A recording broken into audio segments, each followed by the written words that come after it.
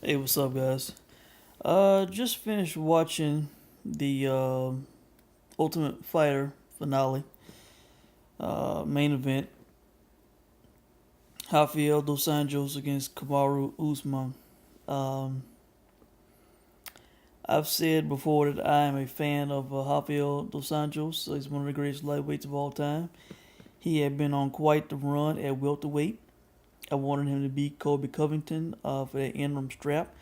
I thought if he won that, then he would go down as a pound for pound all time great.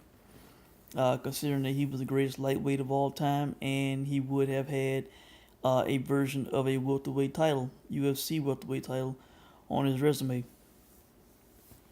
He was dominated by Colby Covington, and he made his comeback fight tonight.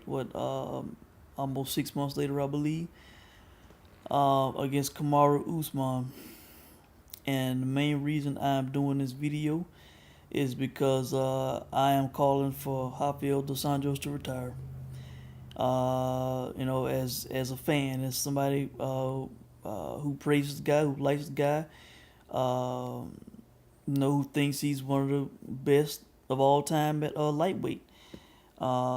Someone who enjoys his fighting style. Who appreciates the great moments and memories that he's given us. I'm seeing things in him that are telling me that he is regressing, man. That he's going in the wrong direction. All right. There are many things that I want to say and point out. All right. Um, this is the second fight in a row he was dominated in. All right. Rafael Dos Anjos being dominated. Something that does not happen. Second fight in a row. All right. He is at the age and point in his life and career where he does not need to attempt to cut back to 155. Um, I think when he fought Eddie Alvarez, when he lost the title, they said that he blacked out like 2 or 3 times, I believe, making that big weight cut. So really, he is a welterweight. He should not be fighting at lightweight anymore, but he is an unsized welterweight. He's fighting bigger guys, and he's not performing well. He did not benefit in fighting in this small cage tonight, this Ultimate Fighter cage.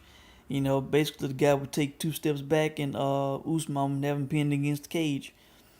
You know, Rafael Dos Santos I have known has been an aggressive come forward fighter, not one to back up, retreat, fighting off the back foot going against the fence. That's what I remember in the Covington fight and in this fight. He was going backwards. He was not coming forwards. He was not being an aggressor. The first 2 rounds of this fight I thought were even. I thought both men had their moments, but clearly the third, fourth, and fifth went to Usman, and he took over the fight, in my opinion. RDA's body language did not look good. He looked like kind of a defeated man, like he did not even want to be in there anymore. From the way he was fighting, his face, just getting pounded on, man. The guy's 34 years old. He made some good money. He won a world title. He defended his world title in dominant fashion. In one of my all-time favorite beatdowns in the second fight with Cerrone. But I would rather him retire and get out with his health than continue. Trying to fight these big guys or trying to cut weight to get back to 155, which I don't think would be healthy for the guy. He is with Jason Perillo now. I'm not much of a Jason Perillo fan. And another reason I'm making this video is to publicly say that he needs to retire, and I will send this video to RDA. You need to retire. I'm saying that as a fan, not a hater, but as a fan, somebody who likes you and cares about you.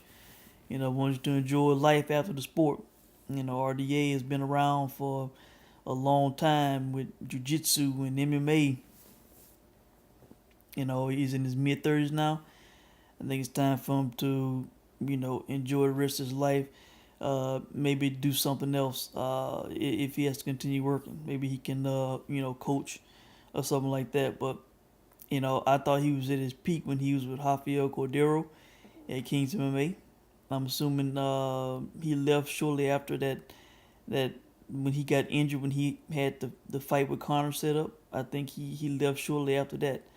I can't remember if he had him when he fought Eddie Alvarez, but I hated that he left Kings MMA and Mafia Cordero because they had so much success together. I thought Cordero took him to another level, and Jason Perillo, um, he in my opinion he's not advancing with Perillo. If anything, he's regressing. He had some good wins at welterweight.